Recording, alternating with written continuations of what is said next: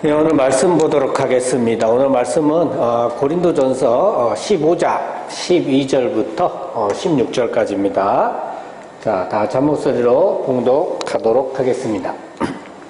그리스도께서 죽은 자 가운데서 다시 살아나셨다 전파되었거늘 너희 중에 어떤 사람들은 어찌하여 죽은 자 가운데서 부활이 없다 하느냐. 만일 죽은 자의 부활이 없으면 그리스도도 다시 살아나지 못하셨으리라. 그리스도께서 만일 다시 살아나지 못하셨으면 우리가 전파하는 것도 헛것이요 또 너희 믿음도 헛것이며 또 우리가 하나님의 거짓 증인으로 발견되리니 우리가 하나님이 그리스도를 다시 살리셨다고 증언하였음이라. 만일 죽은 자가 다시 살아나는 일이 없으면 하나님이 그리스도를 다시 살리지 아니하셨으리라. 만일 죽은 자가 다시 살아나는 일이 없으면 그리스도도 다시 살아나신 일이 없었을 터이요. 아멘. 잠시 기도하겠습니다. 아버지 감사합니다. 오늘은 부활에 대해서 함께 말씀을 나누고자 합니다. 우리 그리스도교, 개신교, 우리 믿는 우리들에게는 정말 가장 중요한 게 바로 이 부활의 사건입니다. 부활이 우리에게 어떤 의미가 있고 무엇을 가르쳐주며 우리가 이 부활을 통해서 어떠한 신앙을 가지고 살아가야 되는지 오늘 이 시간 온전히 깨닫게 하셔서 아버지여 주님의 뜻대로 살아갈 수 있는 저희들이 될 수 있도록 아버지 역사해 주시옵소서. 감사드리며 우리 주 예수 그리스도 이름으로 기도드립니다. 아멘. 네, 할렐루야. 반갑습니다. 오늘 제목 엄청 좋은 거네요. 뭐죠? 부활입니다. 예수 그리스도의 부활은 바로 우리 그리스도교를 출발시킨 사건입니다. 그러니까 그리스도의 부활이 없으면 우리 그리스도교는 존재할 수 없는 것이죠. 그리스도의 부활이 없다면 우리가 복음을 전파하는 것도 헛것이고 우리의 믿음도 헛것이 됩니다. 그래서 부활은 우리들의 존재 가치를 결정짓는 매우 중요한 사건이라고 할 수 있습니다. 근데 우리 한국교회를 볼 때 한 가지 아쉬운 점도 있는데요. 예수님의 십자가 희생에 대해서는 정말 강조를 많이 하고 있습니다. 그런데 그에 비해서 부활은 너무 얘기를 하지 않는다는 것입니다. 부활은 우리 교회의 존재 이유입니다. 부활 사건의 의미와 가치 그리고 그 중요성에 대해서 정말 더 많이 연구하고 묵상하고 더 많이 다루어야 할 줄 믿습니다. 부활하면 떠오르는 구절들 중에 요한복음 11장에 나오는 죽은 나사로가 되살아나는 장면이 있습니다. 자, 요한복음 11장 17절부터 44절까지 보도록 하겠습니다.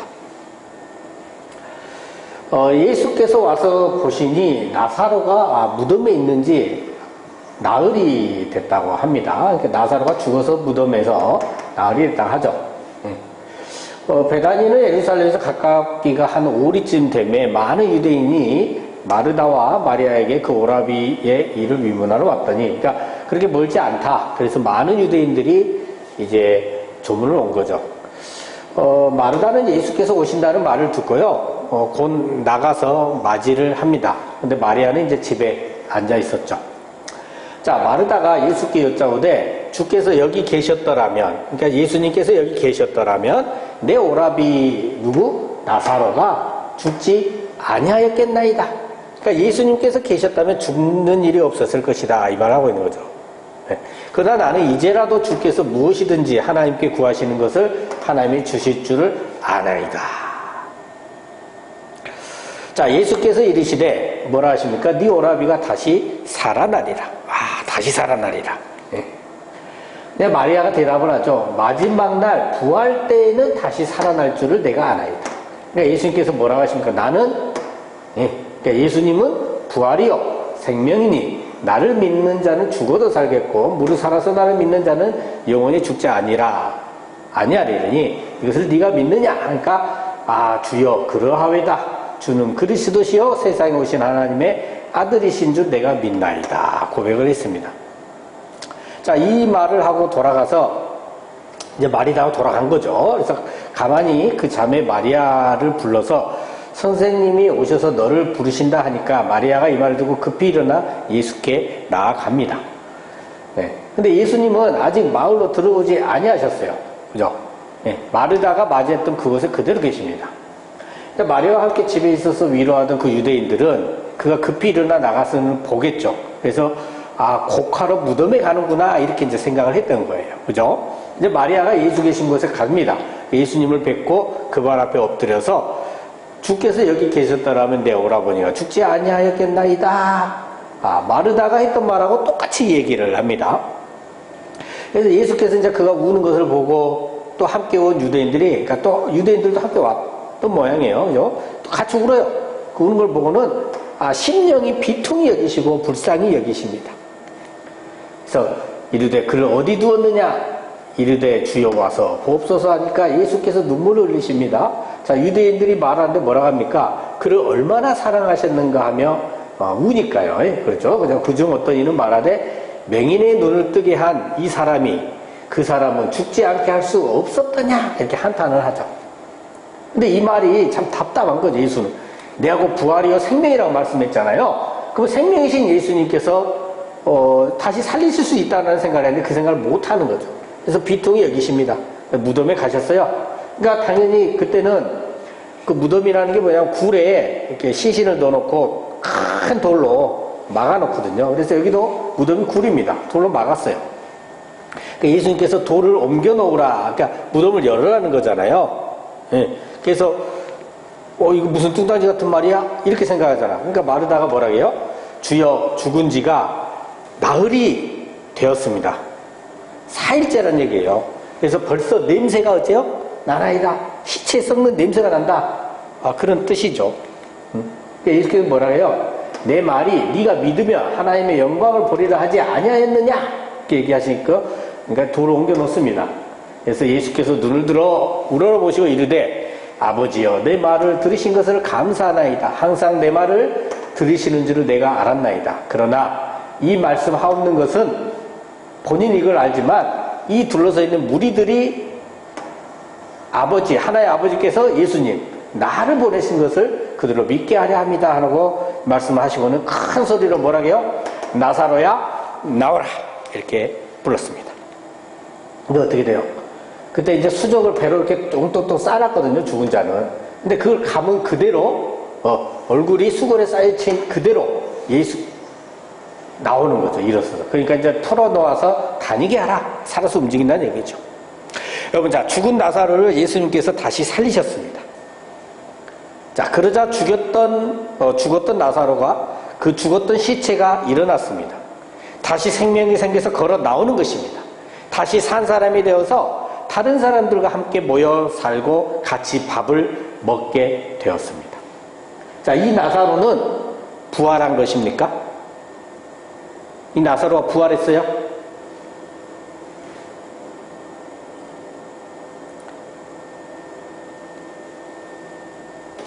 나사로가 되살아난 것은 부활이 아닙니다. 이것은 소생입니다. 부활과는 전혀 다른 것이죠. 나사로는 다시 죽게 되죠. 나사로 다시 죽습니다. 그렇죠? 자, 이것은 부활이 아닙니다. 이거는 그냥 소생입니다. 죽은 나사로가 되살아난 사건에서 알 수 있는 것은 부활이 아니에요. 그럼 뭐냐? 생명의 창조자이신 예수 그리스도께서는 죽음마저도 극복하시는 분이심을 드러내 주신 사건입니다. 소생은 육체가 죽었다가 육체로 다시 살아난 것을 말합니다.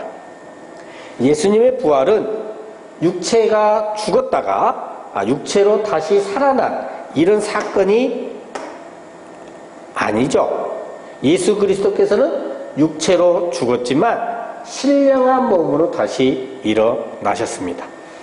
자, 이것은 아주 비슷한 것 같지만 굉장한 차이점이 있고요. 이 차이점을 이해하는 것은 매우 중요합니다. 물론 예수님의 이전의 육체는 빈 무덤을 통해서 그분의 육체가 사라졌습니다. 바로 이 육이 똑같은 육으로 소생한 것은 나사로였지만, 그러니까 다시 죽을 수밖에 없었던 거예요, 나사로는. 근데 예수님은 그 육이 똑같은 육으로 소생한 것이 아니라 신령한 몸으로 다시 일어나셨습니다. 이것이 부활입니다. 부활은 똑같은 육이 아닌 부활체로, 부활의 몸으로, 신령한 몸으로 살아나신 겁니다. 이게 부활이에요. 그리고 이 부활체는요, 이전의 육체와는 다릅니다. 시간과 공간의 구애를 받지 않습니다. 또한 부활체는요, 이전에 육이 갖고 있었던 여러 제약에 걸리지도 않습니다. 이러한 부활체의 특성을 뭐라고 부르냐면 비연속성이라고 합니다. 비연속성이란 이전 육체와 연속되지 않는다는 것입니다. 그러나 이 부활체가 이전 육체의 것을 모두 다 가지고 있지 않는 것은 아니에요. 부활체에도 이전의 육체의 것을 가지고 있는 부분이 있습니다. 이것을 부활체의 연속성이라고 합니다. 예수님의 제자 중에서 도마를 토대로 이전 육체와의 비연속성과 연속성에 대해서 잠깐 살펴보겠습니다. 요한복음 20장 24절로 27절까지 보겠습니다. 제가 다 같이 한번 봉독을 해볼까요? 시작. 12제자 중에 하나로서 디두모라 불리는 도마는 예수께서 오셨을 때에 함께 있지 아니한지라.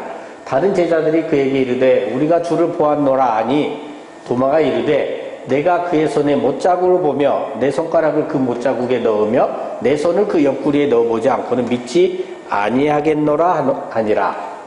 여드레를 지나서 제자들이 다시 집안에 있을 때에 도마도 함께 있고 문들이 닫혔는데 예수께서 오사 가운데 서서 이르시되 너희에게 평강이 있을지어다 하시고 도마에게 이르시되 네 손가락을 이리 내밀어 내 손을 보고 네 손을 내밀어 내 옆구리에 넣어보라. 그리하여 믿음 없는 자가 되지 말고 믿는 자가 되라. 아멘. 자, 지금 장면은 예수님께서 십자가에서 죽으신 후에 부활하셨고요. 마리아와 여러 제자들에게 나타나셨는데 도마는 아직 부활하신 예수님을 만나기 전입니다. 그래서 25절에 제자들이 부활하신 주님을 우리가 보았다라고 하는데 도마는 뭐라고 그래요? 내가 그의 손에 못자국을 보며 내 손가락을 그 못자국에 넣으며 내 손을 그 옆구리에 넣어보지 않고는 믿지 아니하겠노라 라고 대답을 합니다. 그래서 제자들이 보면요, 도마와 함께 집 안에 있어요. 도마와 함께 집 안에 있는데 문들이 닫혔었단 말이에요. 그런데 예수님께서 문을 열고 들어오신 것이 아니라 그냥 예수님께서 그 가운데 오셨어요. 그냥 오셨습니다. 시간과 공간의 구애를 받지 않으시는 분이시죠? 네? 부활체의 비연속성을 나타내 줍니다. 아무튼 제자들 가운데 나타나신 예수님께서는 도마에게 네 손가락을 이리 내밀어 내 손을 보고 네 손을 내밀어 내 옆구리에 넣어보라. 그리하여 믿음 없는 자가 되지 말고 믿는 자가 되라 라고 말씀을 하십니다. 그래서 도마는 예수님의 손에 그 못자국을 보고요, 손가락으로 못자국에 넣어보고 예수님의 옆구리에 창자국을 보고요, 손으로 넣어보는 믿음을 가질 수 있었습니다. 그래서 도마는 28절에 예수님을 향해서 나의 주님이시요 나의 하나님이시다고 고백을 하게 됐습니다. 자, 이전의 육체가 가지고 있던 그 성결한 상처, 성은이 그대로 어떻게 해요? 부활체에도 존재합니다. 그러니까 부활체의 연속성을 보여주는 것이죠. 누가복음 24장 13절로 31절까지만 보면요, 제자들이요, 엠마오라는 마을에 가고 있었어요. 그 길에 있을 때요. 그 길에 있었어요. 그죠? 부활하신 예수님께서 나타나신 그런 장면이 나옵니다. 자, 여기서도 이제 부활체의 비연속성과 연속성을 볼 수 있는데요. 예수님의 시신이 무덤에서 사라졌는데요. 이것을 발견한 여자들에게 천사가 예수님께서 살아나셨다고 말해 주었는데, 이 여자들은 이를 11사도와 다른 사람들에게 알렸습니다. 그리고 베드로는 무덤으로 달려가 직접 확인을 하고 집으로 돌아갔습니다. 자, 이런 일이 있은 후에 제자 두 명이 예루살렘에서 25리 되는 엠마오라고 하는 마을로 가면서 이 모든 된 일을 서로 이야기를 하고 있었던 거예요. 이때 이제 예수님께서 그들과 동행을 하고 계셨는데, 그들이 눈이 가려져서 예수님을 알아보지 못했습니다. 그래서 예수님께서 너희가 길 가면서 서로 주고받고 하는 이야기가 무엇이냐 이렇게 물으셨고, 두 사람은 슬픈 빛을 띠고 머물러 섭니다. 그리고는 그 중에 한 사람이 글로바가 자초지정을 쭉 이야기합니다. 그러면서 여자들이 말한 대로 무덤에 예수님의 시신이 없는 것을 확인을 했다. 그래서 확인했어요. 그러나 예수님은 보지 못했다고 말합니다. 그래서 이제 예수님께서는 모세와 모든 선지자의 글로 시작을 해서 모든 성경에 예수님에 대해 쓰여 있는 것들을 자세히 설명을 해 주십니다. 자, 그러면서 이제 마을에 가까이 이르게 된 거죠. 그래서 그들은 예수께 날이 저물어가니 함께 유할 것을 강권했습니다. 자, 이때까지도 그들은 예수님을 알아보지 못하고 있었습니다. 예수님께서 그들과 함께 음식을 잡수셨는데요. 이 음식을 잡수실 때 떡을 가지사 축사하시고 떼어서 그들에게 주셨는데, 그들이 눈이 밝아져서는 이제 예수님을 알아보게 됐어요. 그러자 예수님께서는 어떻게 해요? 사라지셔는 그들에게 보이지 아니하셨습니다. 자, 부활하신 예수님께서 음식을 잡수셨죠. 이것은 이전 육체와 같은 연속성입니다. 자, 그러나 갑자기 또 사라지셨어요. 이것은 이전 육체와는 다른, 그러니까 시공간의 지배를 받지 않는, 제약을 받지 않는 비연속성인 것이죠. 예수님께서는 이전 육과 같은 육체로 살아나신 소생이 아닙니다. 예수님께서는 부활하셨고 부활체를 가지셨는데, 부활체는 이전의 육과의 연속성과 이전 육과는 다른 비연속성을 동시에 갖고 있습니다. 자, 이제 예수님의 부활의 의미가 무엇인지 살펴보면서 부활의 의미가 오늘날 우리들에게 어떠한 의미가 있는 것인지 말씀 나눠보고자 합니다. 성경은 기록 당시의 상황과 문화 등을 배제하지 않고 오히려 그것들을 활용하시어 기록되었습니다. 그래서 기록 당시의 상황이나 문화를 무시해서 해석해서는 안 되고요. 오히려 적극 해석에 반영을 해야만이 성경을 올바르게 해석할 수 있게 됩니다. 자, 그래서 먼저 부활의 의미를 살펴보겠습니다. 당시 부활은 원래 어떤 것이었느냐라는 것인데요. 당시 여러 유대 분파가 있었습니다. 사두개파, 바리새파, 에세네파, 또 제4의 철학 등 유대 분파가 있었습니다. 이 중에 부활에 대해서 가장 많이 고민하고 생각했었던 분파가 바리새파였습니다. 바리새파의 부활 사상은 하나님께서 의인들의 억울함을 풀어주시고 그들이 옳았다고 하는 것을 선언하시는 사건이라고 여겼습니다. 어떤 의로운 사람이 있는데요. 그가 의로운 삶을 살다가 고통을 당하고 목숨을 잃었습니다. 그러면 사람들 마음속에는 어떤 마음이 들까요? 마음 깊은 곳에서 하나님을 향한 원망을 외치게 될 겁니다. 왜 의인이 고난을 받고 죽어야 하는가? 왜 의인이 순교를 당해야만 하는가? 이런 의문들에 대해서 바리새인들이 답했던 부활 사상은 하나님께서 그 의로운 사람들을 부활시켜서 새로운 생명을 얻게 하심으로 그들이 옳았고 하나님도 의로우신 분이심을 입증해 보이신다는 것이죠. 자, 부활의 시기에 대해서도 살펴보면요. 당시 바리새파인들을 중심으로 한 유대인들은 부활은 마지막 시대에 있다고 생각했습니다. 그리고 새 시대의 시작이라고 생각했습니다.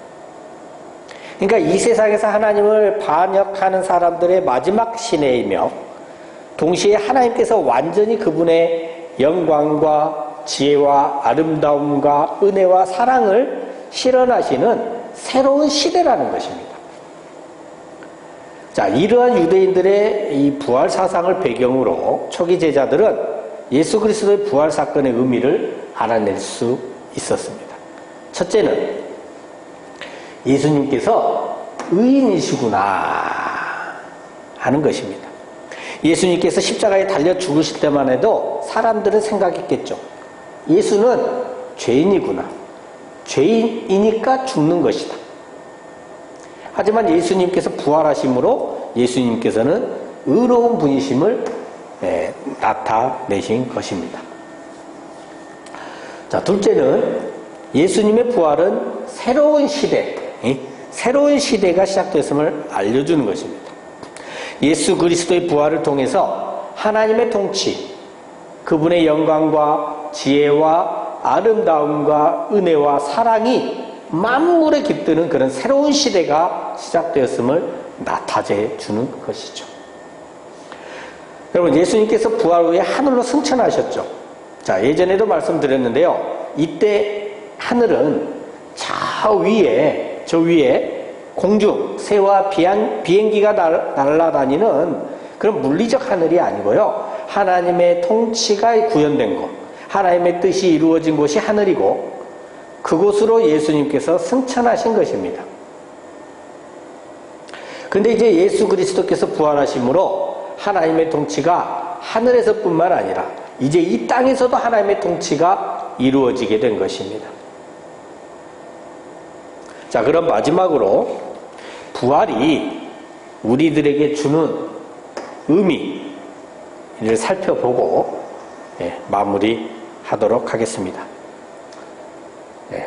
부활이 우리들에게 주는 의미, 이게 어떻게 보면 오늘날 살아가고 있는 우리들에게는 가장 중요한 거라고 할 수가 있겠습니다. 여러분, 우리는 죽으면 천국 간다 이렇게 말을 하죠. 그리고 우리도 마지막 때에 이 몸으로 부활을 해서 예수 그리스도와 같은 영광스러운 모습으로 변화됩니다. 우리들의 부활체도 예수님의 부활체와 아주 비슷할 겁니다. 우리들의 부활체도 예수님의 부활체처럼 이전 육체와의 비연속성과 연속성을 모두 갖고 있을 겁니다. 비연속성은 시간과 공간의 제약을 받지 않는 신비로운 몸이죠. 반면에 부활체가 이전 육체의 연속성으로서 가지고 있는 것은 뭡니까? 손에 못자국과 옆구리의 창자국입니다. 우리 하나님의 자녀들을 위해 희생하신 예수님의 사랑의 흔적입니다. 이전에 우리가 살아가면서, 우리가 살 때, 지금 우리가 살아가고 있을 때 가장 핵심적인 그 상처, 그 흔적이 우리의 부활체에도 연속되어 남아 있게 되는 것입니다. 여러분, 혹시 여러분의 몸에 그런 상처가 있습니까? 누군가를 위해서 사랑하다가 얻은 상처, 그런 것들이 부활체에도 남아서 그렇지, 우리가 이렇게 사랑하고 살았지 하고 알 수 있는 영광을 드러내는 증거가 됩니다. 이런 상처 하나 없이 부활하시면 부끄럽지 않으시겠습니까? 예수님께 빚진 사랑의 빚을 온전히 갚으며 살아가시길 소망합니다. 아멘. 자, 또한 부활체는 비연속성을 통해서요, 우리가 그분의 영광, 그분의 아름다움, 그분의 지혜와 거룩함과 그분의 사랑을 온전히 경험하는 것을 얘기해 줍니다. 우리가 소망하고 희망해야 할 것이 바로 이것입니다. 자, 고린도전서 13장 12절과 13절입니다. 다 같이 읽겠습니다. 시작. 우리가 지금은 거울로 보는 것 같이 희미하나 그때에는 얼굴과 얼굴을 대하여 볼 것이요 지금은 내가 부분적으로 아나 그때에는 주께서 나를 아신 것 같이 내가 온전히 알리라. 그런즉 믿음, 소망, 사랑 이 세 가지는 항상 있을 것인데 그 중에 제일은 사랑이라. 우리가 천국 가는 그때에는 우리도 주님과 하나됨으로 주님을 온전히 알 수 있게 됩니다.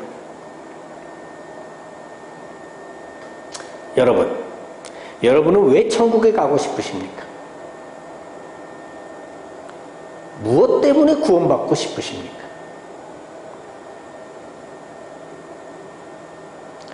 그저 지옥 가면 고통스럽다니까. 절대 지옥 가기 싫어서 그래서 천국 가고 싶으십니까?